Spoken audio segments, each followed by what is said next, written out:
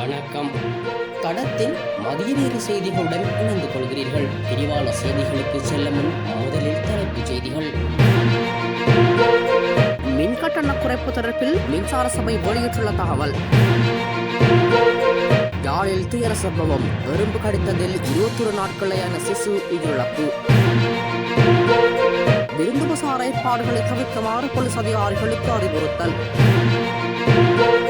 கொட்டாஞ்சேனையில் துப்பாக்கிச் சூடு, தப்பியோடிய சந்தேக நபர், நள்ளிரவில் பதட்டம்.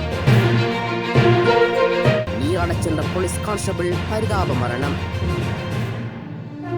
செலவுகள் குறையாமல் மின்சார கட்டணங்களை மேலும் குறைப்பது இலங்கை மின்சார சபையின் நிதி செயல்திறனை கணிசமாக பாதிக்கக்கூடும் என மின்சார சபை தெரிவித்துள்ளது. இலங்கை மத்திய வங்கியின் வருடாந்த பொருளாதார விமர்சன அறிக்கையில் இந்த விடயம் குறிப்பிடப்பட்டுள்ளது. அதன்படி 2024 ஜனவரி மாதத்தில் மின்சார கட்டணங்கள் 20% குறைக்கப்பட்டு கட்டண திருத்தம் ஒன்று செய்யப்பட்டது. எனினும் இந்த திருத்தம் உண்மையான செலவுகளை எவ்வளவு பிரதிபலிக்கின்றது என்பதில் இன்னும் தெளிவின்மை உள்ளது என்று அந்த அறிக்கை குறிப்பிடுகின்றது. 2024 மின்சார கட்டணங்கள் இருமுறைகள் திருத்தப்பட்டுள்ளன. மார்ச் மாதத்தில் 21.9 மற்றும் ஜூலை மாதத்தில் 22.5 நாள் கட்டணங்கள் குறைக்கப்பட்டுள்ளன. இந்த கட்டண குறைப்பின் காரணமாக வருடத்தின் 2வது பாதியில் மாதாந்த லாபம் குறிப்பிடத்தக்க அளவில் குறைந்துள்ளதாக அறிக்கையில் தெரிவிக்கப்பட்டுள்ளது. எனினும் இலங்கையின் மின்சார சபை 2024 148.6 பில்லியன் ரூபாய் லாபத்தை ஈட்டியுள்ளதாக தெரிவிக்கப்பட்டுள்ளமையும் குறிப்பிடத்தக்கது. யாழ்ப்பாணம் மானிப்பாய் பகுதியில் பிறந்து 21 நாட்களான பெண் சிசு ஒன்று எறும்பு கடித்ததன் காரணமாக உயிரிழந்துள்ளதாக தெரிவிக்கப்பட்டுள்ளது.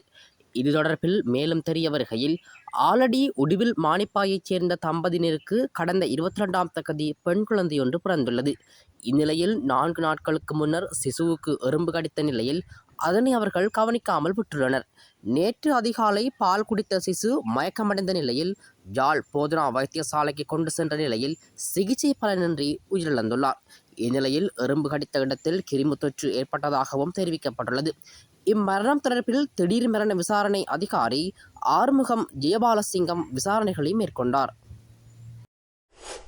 எதிர்வரும் தமிழ் சிங்கள புத்தாண்டை முன்னிட்டு நிதி நன்கொடைகளை பெற்று போலீஸ் நிலையங்களில் விருந்து உபசாரங்களை ஏற்பாடு செய்வதை தவிர்க்குமாறு சகல போலீஸ் அதிகாரிகளுக்கும் பதில் போலீஸ் மா அதிபர் பிரியந்த வீரசூரிய அறிவுறுத்தலை விடுத்துள்ளார். அதிகாரிகள் மற்றும் சிரேஷ்ட அதிகாரிகளை பாராட்டும் விதமாக அவர்களுக்கு பரிசுகள் வழங்கக்கூடாது எனவும் குறிப்பிட்டுள்ளார். இவ்வாறு வழங்கப்படும் பணத்தையோ அல்லது பரிசுகளையோ சிரேஷ்ட அதிகாரிகள் ஏற்கக்கூடாது. இந்த அறிவுறுத்தல்களை பின்பற்றாத பட்சத்தில் ஒழுக்காற்று நடவடிக்கைகள் எடுக்கப்படும் என பதில் போலீஸ் மா அதிபர் பிரியந்த வீரசூரிய தெரிவித்துள்ளார். கொழும்பு கொட்டாஞ்சேனை பிரதேசத்தில் நேற்று நள்ளிரவு 12:35 அளவில் துப்பாக்கிச் சூட்டு சம்பவம் ஒன்று பதிவாகியுள்ளது. போலீசாரின் உத்தரவை மீறி பயணித்த வாகனம் ஒன்றை இலக்கு வைத்து போலீசார் குறித்த துப்பாக்கி பிரயோகத்தை மேற்கொண்டுள்ளதாக தெரிவிக்கப்பட்டுள்ளது. வாகனம் ஒன்றை கடத்திச் செல்வதாக கிடைத்த தகவலுக்கு அமைவாக மட்டக்களி பிரதேசத்தில் போலீசார் வாகனத்தை நிறுத்த முயன்ற போது சாரதி வாகனத்தை நிறுத்தாமல் சென்றுள்ளார். அதனைத் தொடர்ந்து கொட்டாஞ்சேனை பகுதியில் வைத்து போலீசாரினால் துப்பாக்கி பிரயோகம் மேற்கொள்ளப்பட்டுள்ளது. எவ்வாறாயினும் சந்தேக நபர் வாகனத்தை நிறுத்திவிட்டு தப்பிச் சென்றுள்ளதாகவும் போலீசார் வாகனத்தை கைப்பற்றியுள்ளதாகவும் தெரிய வருகிறது. சந்தேக நபரை கைது செய்வதற்காக போலீசார் விசேட தேடுதல் நடவடிக்கைகளை முன்னெடுத்துள்ளமையும் குறிப்பிடத்தக்கது.